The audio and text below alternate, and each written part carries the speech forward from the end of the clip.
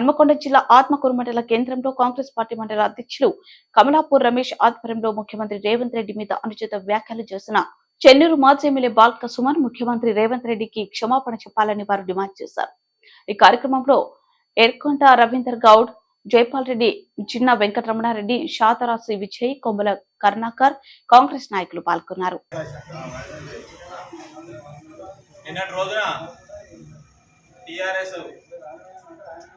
బాల్క సుమన్ అనే మాజీ ఎమ్మెల్యే రేవంత్ రెడ్డి గారి మీద అనుచిత వ్యాఖ్యలు చేయడం అనేది ఈరోజు ఆత్మకూరు మండల శాఖ పక్షాన తీవ్రంగా ఖండిస్తున్నాం.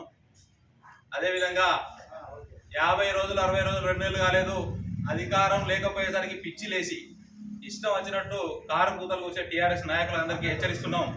మా ముఖ్యమంత్రి రేవంత్ రెడ్డి జోలికి కానీ ఎవరికైనా కాంగ్రెస్ పార్టీ వాళ్ళ జోలికి కానీ అనుచిత వ్యాఖ్యలు చేస్తే ఊరుకునే సమస్య లేదు.